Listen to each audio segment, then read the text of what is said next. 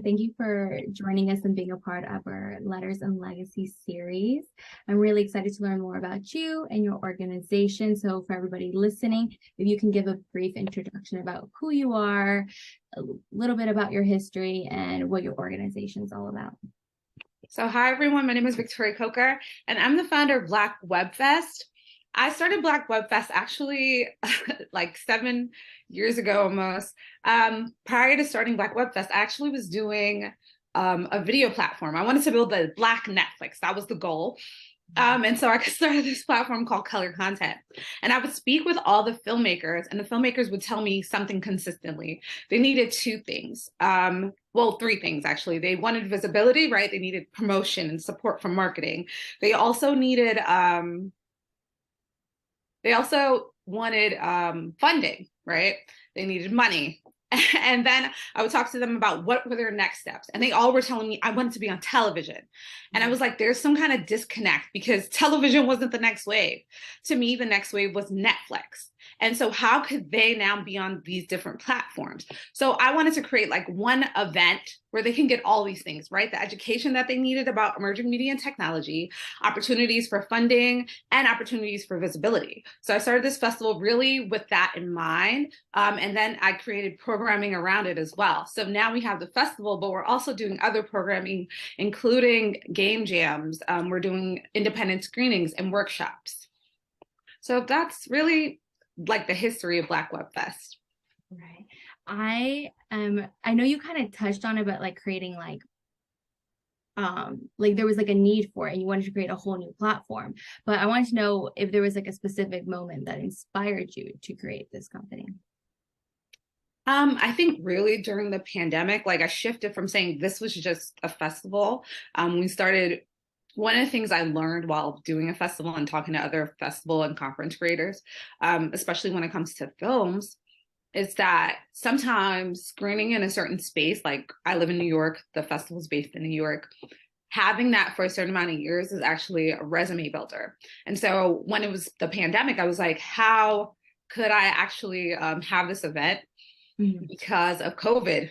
We can't do any in-person events, and that was like the main key. And people were coming all across from like the UK, Canada to come to this event to screen because it was sometimes people's first opportunity to screen in New York. And so I decided to do digital. And then after that, when we were able to convene again, I started to do hybrid. So I think during the pandemic, I really got a chance to see what other opportunities we could provide for these filmmakers because it wasn't necessarily just this event. They needed more than that. And I think that was really like the shift for me. And last year I actually incorporated it as a nonprofit where before it was just this like event that I was hosting. And now it's actually programming and an organization that I built. Yeah, no, I feel like that's amazing how it just started from one event and it kept growing and growing and growing into now that it is a nonprofit. Touching back on that event, you basically produce your own film festival, correct? Yeah, I do. Yeah, for the last 7 years. This is going to be the 7th year in April. So please check it out. It'll be based in New York, in Harlem at Hayground. I was actually blessed with a space from Communitas for the next 6 months to host events, which is going to be really cool.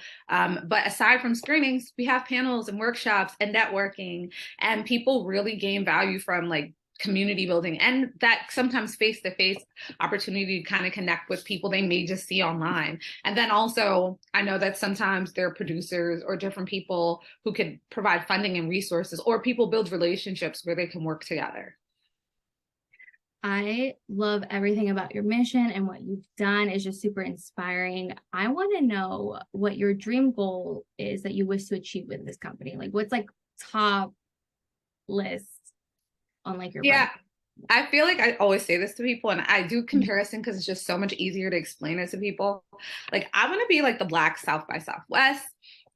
Mix of Sundance. Like I want to be that place and that organization where people can come really to support Black and other underrepresented creators, and really help them understand more about emerging media and technology because everything has some kind of technology component, right? You look at things that people are talking about, chat GPT, that AI component right now, that's the word of the year, like AI. Right. And so any way that we can teach creators and creative entrepreneurs about what's happening and new and next, I want to be able to be in that place to kind of support them. So I'm hoping that we can be that space for those people. I definitely see that down the line for you becoming like the next like Black Sundays. I see that because there's a need for it, you know, there's Yeah. a gap and you're filling that gap. And I find that so amazing. When I was researching more about you and your company, I saw that on LinkedIn, you have a background in marketing. And I know you touched on saying that people needed to know more about like marketing for like their films and so forth. And so I wanted to know more about your journey and how that played into you, I guess, starting Black Web Fest. Yeah. So for me, actually went to St. John's University. I had my major was communications, my minor was business, so it was kind of both best of both worlds. And I really wanted to do marketing and entertainment and technology, but due to a lot of different circumstances, that didn't really work out. And I got a job at an architectural firm. That was my first gig, and I really wanted to move more into media and entertainment. So I actually taught myself how to code. That was like my first like thing that helped me get all the jobs that I've gotten ever since. And then I got into a tech company, and then I learned so much more about tech. And I was like, wow, this is the future. Whoever's not doing tech, they're missing out. And then I eventually got jobs at Carnegie Hall and Oxford University Press and Brick Arts Media, all with this in mind, but also with these tech skills and marketing skills. So I think that's like kind of helped me, right, learn more about one technology and have access to media and arts and culture, things that a lot of people want, but they don't know exactly the end roads to do it. And so I think my journey definitely has taught me so much and how to apply it to these creators and support different people. Yeah, I love how your journey helped you build like that foundation to help you build to what you're building now.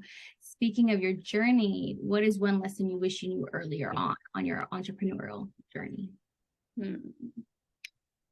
I think there's definitely like a way to be outspoken, but also kind of work along with other people, right? So sometimes I think along the way I was outspoken, and in times that I didn't need to be outspoken.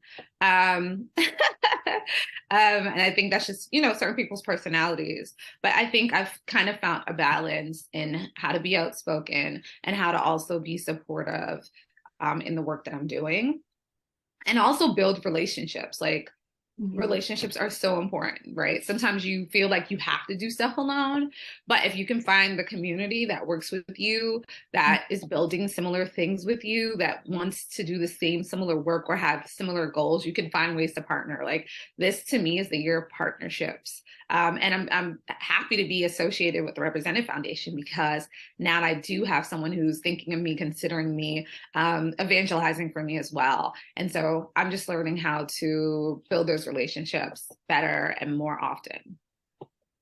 So in speaking of relationships, you have a unique experience with Represented Foundation that's a little different from like our past Letters and Legacy features that we've done. You've received one-on-one coaching from Noelle McKenzie, our founder. So I want to know more about your coaching experience and how that was for you in growing your business. Yeah, so I actually got the connection through Communitas. I was like, okay, I really want to connect to someone who was part of Roddenberry, right? And lucky enough, Esmeralda was directly connected to Noelle. So she connected me, and I was like, okay, so what do you like? He gave me some just free tidbits on how to do this application. And I was like, what do you need? He was like, well, actually, we're looking for coaching clients and we're doing this work. And I was like, okay, like, sign me up. And so since being signed up, like, we just talked through different things that I was like, needing support on, just, how to build community, also like looking, like kind of viewing what he's done, right? So I've been given like some inside like insight into what he's doing. Sometimes someone says something, but it's different when they're doing it, right? If they're not a practitioner, it's a bit harder to follow what they're doing. But I get to see what he's doing, what he's building, how he's supporting different people in his community. And so now I'm able to apply some of those things to the things that I'm also doing as well. And then just getting opportunities like this, getting to speak on panels is super exciting. Yes, I feel like community is such a big part just because sometimes like the entrepreneur journey can be quite lonely. So having that community behind you, supporting you, um, is amazing. But I want to know how you've impacted your community since starting Black Web Fest. I feel like, yeah, it's been a lot. Like sometimes it's just talking to filmmakers, right? Last year, we actually got a grant from the Interledger Foundation, and we were able to disperse the grant to about 12 filmmakers. And they were just so excited to be seen. Like I remember seeing on someone's social media, like, this is the first grant that I actually got for my work, like that first amount of funding, and sometimes that validation. So I think often we're sometimes the stepping stool for a lot of filmmakers and creators, to then go on to do greater and better things, because we have alumni who win Sundance, Sundance Film Festival, who've won BAFTAs, who work at BT, like we're that stepping stone for a lot of these organizations. So I directly see the impact that we're making and the opportunities that the fellows, or our alumni, I should say, have post being a part of our festival. No, I love how you said that you're like the stepping stone to getting to like, like their future dreams and everything.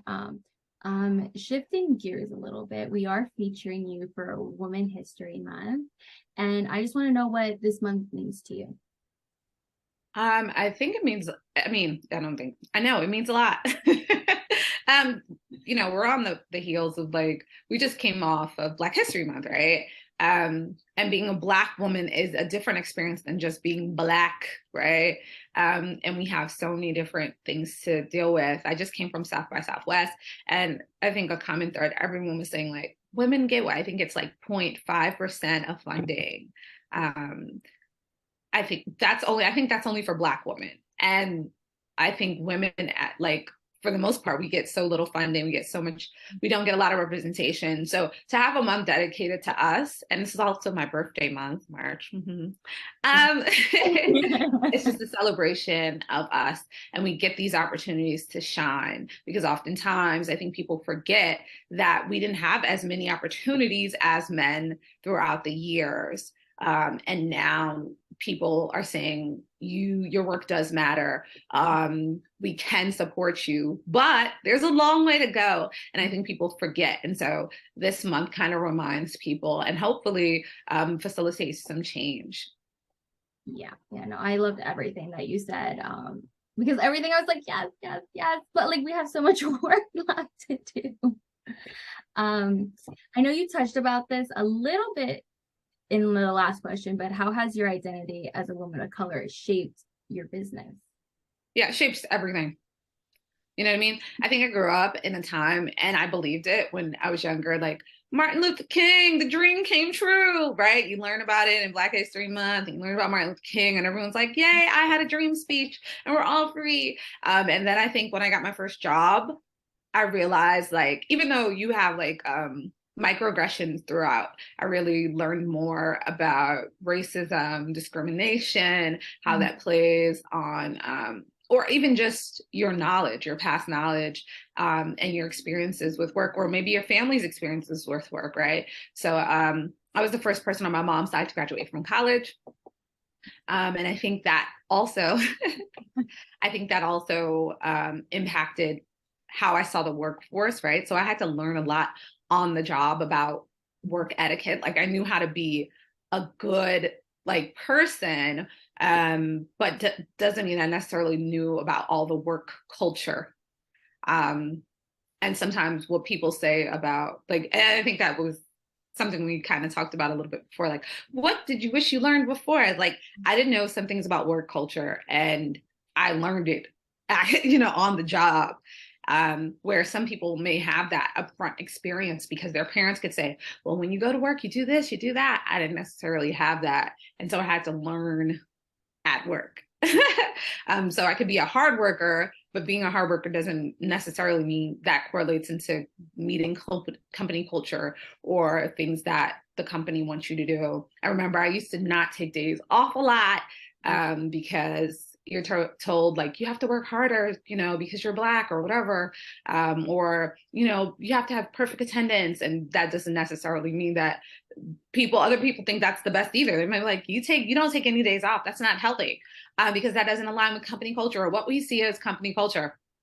So I think just my experience being Black and being a woman has shaped everything. Story is very inspiring, and you like are a very strong woman. And I just want to know if there's any woman in history that you find inspiring or that inspires you. I think historically, I think my mother is great inspiration to me, right? I think a lot of people, their mother is their inspiration. Historically, oh, that's so hard. I feel like there's so many people who are doing amazing things, and I'm still following the things they do. Um, I think Ava DuVernay has done a great job, right? She started like, even though she's had experience in media for a while, right? She started making films later in life. So I just love her journey. Issa Rae, amazing work. I feel like a lot of media people, because I'm just like I'm an artist at heart. So just a lot of artists and creators who are doing their thing, who necessarily didn't follow the traditional path or didn't have the traditional means to make it, and they have, and they struggled. I just relate to that. So, in conclusion for this interview, I'm going to ask you our infamous question that our series is named after. What would you love to be remembered for in this lifetime? What would you like your legacy to be? Yeah, in terms of legacy, I'm just building a legacy really to empower the community. All the people who look like me, who've, you know, been through the same experiences. I want them to see someone who's been through those things and has gotten to the next side, who's done it all. I always say I want to be a mogul. And so if I could get there, you know, I just think that I'll be able to impact and support other people. And then also for Black Web Fest, like it's a nonprofit organization by design because I wanted to give something to the people. I didn't want to necessarily have to worry about the funding in terms of we have to take all this money from the community to make it work. I wanted to be able to give something to community. And so it's a labor of love for me. And I wanted to definitely be big and great and for years to come. And I know one of the things I'm like, I want a Wikipedia page that says all the things that I've done. And definitely one thing, you know, that's big would be Black Web Fest. So I'm hoping that's part of my legacy. No, I can see it. I feel like you're getting there. You're halfway there because everything you're saying, I'm like, yeah, no, she's getting there. I see that. So I definitely see your legacy like aligning with what you're doing right now.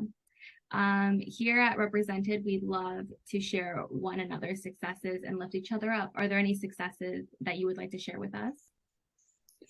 I'm like, I think one of the things that are great is obviously this partnership with Communitas, right? Having a space where I can support other creators. We're doing something this month. We'll be doing something every month until about September.